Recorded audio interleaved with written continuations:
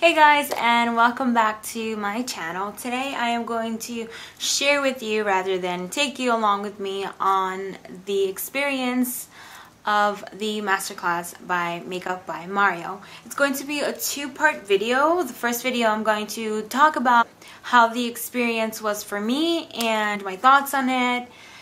It's more or less what happened. And then the second video, I am going to show you guys what I got in my gift bag. For those of you who are interested to find out what was given to the people that attended the class, stay tuned for part 2, or just go to part 2 and skip this if you don't want to hear me talk.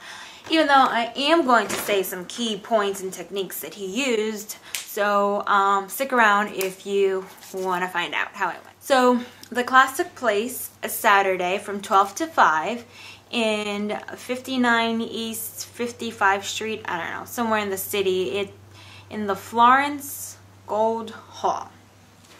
It was a very nice theater, actually.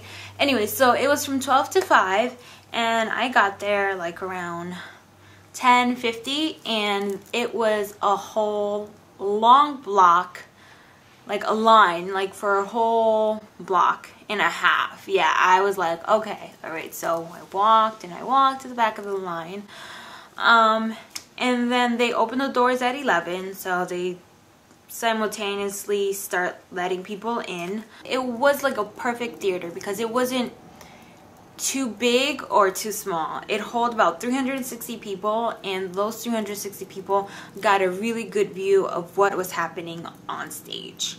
So we go in, I have a seat, we're all like waiting to see who the model is, because the one he did in LA, Kim Kardashian was the model. So everyone in the line was like questioned, like, do you know who the model is? Do you know who the model is? Do you know if he's gonna take pictures of everyone? Do you know what I mean? Like, it wasn't that much information.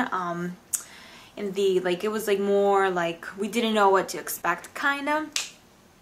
So if it wasn't Kim Kardashian, some people were hoping it was one of the Kardashians. I honestly didn't mind. Whoever the model was, I just wanted to see him apply makeup on someone, right? We took a seat, and then they gave us this cute little notepad with a pen to take notes. And the model comes out on stage, and it was his little cousin. She was so cute. She looked like 17, and she had like perfect skin. And then Mario comes up on stage, and then, the audience starts clapping.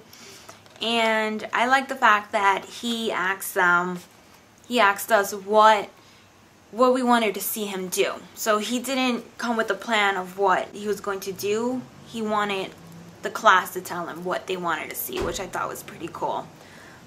So people said contour and smoky eye. So that's what he did. I did like the fact that he answered questions from the people as he was working, which I thought was really great, because there were 306 people in the audience, and for everyone to get their question answered, he basically had to do something like that. I did like the fact that he used some like high luxury products, and he would try to find an alternative to them. And then I also like the fact that he took pictures at the end with everyone, which I thought was like amazing, that he took the time to take pictures with, like, just one-on-one picture with everyone. What I didn't like was the fact that he would change, like, he had 70 to like 80 brushes lined on the table, and he would switch like constantly, like a great makeup artist. He was just like doing his thing, and people would constantly ask, like, what brush is that? Like, what brush is that? What brush is that? He switched so many brushes. It was crazy. Or he would do something and he wouldn't say what he did on the model, so people would have to ask him, what did you just do? Did you just add more foundation? Did you just add more powder? But I think it was because he was really into his zone that he didn't really, like, he wasn't doing like a tutorial. He was just in his zone doing his work. So I think that's why he wasn't really like telling step by step what he was doing, because he did do a lot. He layered a lot of product. Another thing that I didn't like was the fact that he used some really ridiculously high-end products. Like, there was a mascara that was $90 from Surgeon something, some crazy makeup line that was super expensive. But if that's what he gets sent like tons of products, right, to try from brands. And if that is a product that he's using and he loves, and that makes sense for him to use it. Just because it's pricey, you know, he's not going not to use it, if that makes any sense. But like I said before, he did offer some alternatives to the product. And let's see what else. Oh, so let's talk about the things that really stood out to me from his application, his makeup application. So one of the things that really stood out to me was when he said at the beginning of the class that he does not use primer. I was like, what? We've been told so much to use primer for the face and for the eyelids, but he thinks that it's not a good idea because the foundation won't blend as well.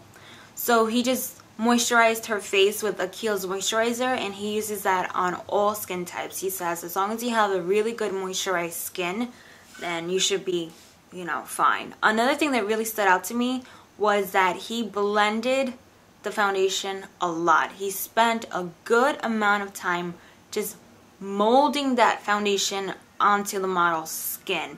He applied it with a brush, and then he used a beauty blender to blend it. He used the foundation on the ears, on the neck, and on the shoulder. He said that was important because if you're using a foundation that's like a little bit not exactly your skin tone, you want to make sure everything looks like unified in one color, which that completely makes sense. Another thing that stood out to me was that he used a small little brush for the lashes, because, you know, I don't know if it happens to you, but when you put on mascara and your eyelashes get clumped up together, I hate when that happens. That ain't happened to him, but he used it regardless because he just wanted to make sure the eyelashes were completely separated. So after he did the application, he opened it up to, you know, Q&A. He was like, ask me anything from makeup to, like, you know, my career, my life, whatever. Like, I really like the fact that he did that, and I thought that was great. So afterwards, we went upstairs to take pictures with him and eat, and that's where things got a little bit like out of hand, like not as organized as the beginning, because we had to go up the stairs again, and there were like lines on the staircase, and then some people were saying that this particular line was just to take pictures and this particular line was to eat. So I was like, I want to be on the line to eat, because as much as I wanted to take a picture with him, I was starving. So I went up the stairs because the line to eat was like non-existent apparently. So I went up the stairs and I grabbed something to eat. I got back in line and I took a picture with him. And I just felt kind of like rushed because obviously the line was huge, that I saw the model but I didn't think to take a picture with her and really like go and appreciate the makeup. So that's one of the things I freaking regret. So that is it, you guys. I hope you enjoyed watching this ramble of how my experience was. If you have any questions, leave them down below, and until next time, bye guys.